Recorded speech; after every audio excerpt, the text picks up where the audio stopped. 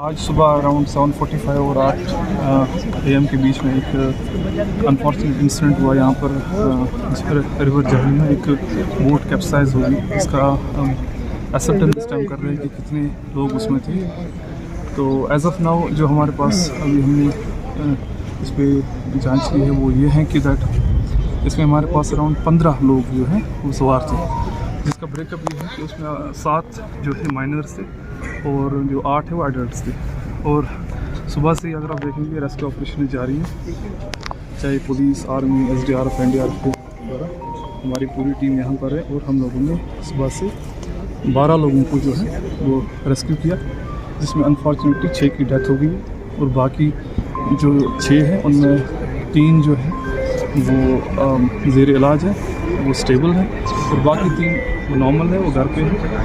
और इस time as of now मैं आज का जो ये हादसा सोईटेंग में हुआ, जिसमें हमारे बच्चों की कुछ जानें तलाफ़ी हुई, मैं अपनी दिल की उम्मी गहराइयों से उन घरों के साथ ताज़ियत करता हूँ जिनके मासूम बच्चे आज इस हादसे के शिकार हुए। पूरी वादी मातम में है, क्योंकि बच्चे सबके होते हैं, बच्चे खाली माँ बाप के नहीं होते हैं। ये ऐसा सानिया है कि दिल रोने से रुकता नहीं है, आंखें सुबह से ही इश्क़बार हैं। मुझे लगता है कि अल्लाह ताला ने जो ये मुसीबत आज वादी में हम पे नाजिल की है, अल्लाह ताला करे कि इन बच्चों के वालिदैन को सब्र जमील अता करे। साथ ही मैं ये भी कहना चाहूँगा कि शायद ये नहीं होता अगर बर वक्त वो पुल जो वहाँ पर था वो अगर बन गया होता, शायद नहीं होता। बहरहाल हम मुसलमान हैं, हमें यकीन है कि अल्लाह के फ़ैसले ऊपर लिखे जाते हैं। अल्लाह ताला इन बच्चों को जन्नतुल फिरदौस में जगह दे, इनके वालिदैन को सब्र जमील अता करे। हम बराबर इनकी सानिया में शरीक हैं और मुझे उम्मीद है सरकार इंक्वायर करेगी इस पूरे हादसे के बारे में, और जो भी इसमें रिस्पॉन्सिबल होगा उनको कड़ी से कड़ी सज़ा भी दी जाएगी। और अभी चूँकि सर्च मुकम्मल नहीं हुई है, सर्च शिद्दत से जारी रखनी है ताकि सभी बच्चों को दरामद किया जाए। कुछ बच्चों की अभी कोई पता नहीं है, अल्लाह करे वो बहिफाजत हमें मिले। आज सुबह से ही दिल किसी चीज़ की तरफ नहीं जा रहा है, खाली इन्हीं बच्चों के बारे में सोच जा रहा है। मुझे लगता है कि आज शायद हमारे अपने बच्चे गए हैं, दर्द और दुख वैसा ही है। चीज़ भी इन माँ बाप को कंपनसेट नहीं कर सकते, इन बच्चों की तलाफ़ी नहीं कर सकते, लेकिन सरकार को देखना चाहिए, कंपनसेशन भी होना चाहिए, और इसके बिना आगे ऐसे हादसा ना हो उसके लिए भी इक़दाम उठाने ही पड़ेंगे। बड़ा दर्दनाक वाक़या आप देख रहे हैं। 10 साल से यहाँ पुल नहीं बना है और आज लगभग 21 लोग अभी भी मिसिंग है। 26 लोग उस बोट में थे जो SDRF ने हमें बताया है। आप मातम ज़रीफ़ी का माहौल देख रहे हैं पूरे इसमें। इनका गुस्सा जायज़ है, इनकी नाराज़गी जायज़ है। हम LG साहब से बोलना चाहते हैं, 10 साल में आपका एक ब्रिज नहीं कंप्लीट हो रहा है। आज अगर ये बच्चे जो है ये इस मुसीबत की जद में आ गए, इतने घरों के जो है वो चिराग उजड़ गए, इसका ज़िम्मेदार कौन है?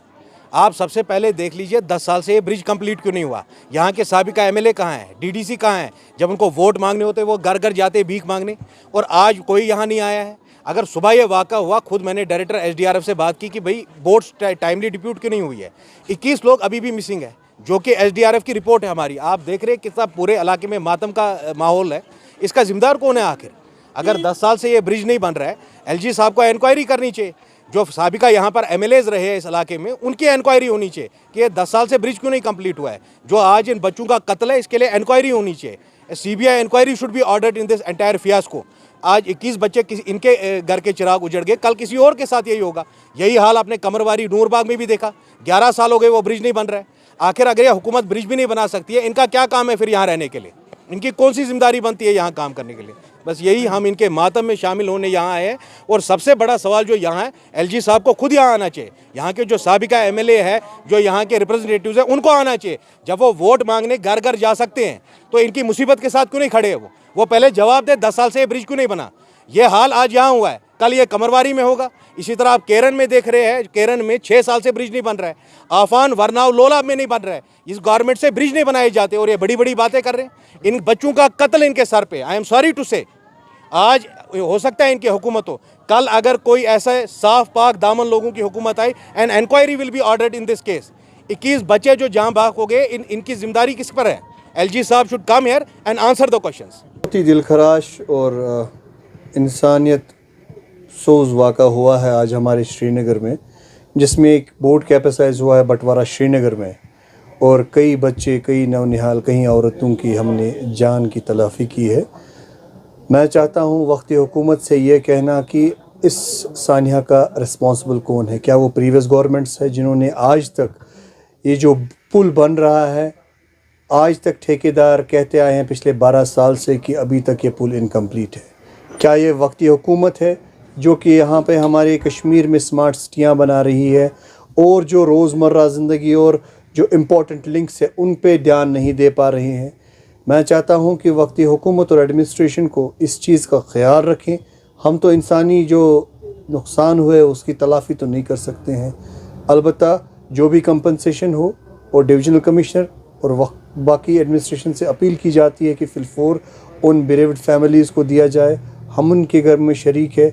जम्मू कश्मीर यूनाइटेड मूवमेंट इस गम में हर किसी फैमिली फ़र्दन शरीक है, और एक जुडिशल प्रोब रखा जाए ताकि इस सानिया इर्तिहाल का एक्चुअल जो रीज़न है वो तश्तज़बाम हो और लोगों के सामने वो आए।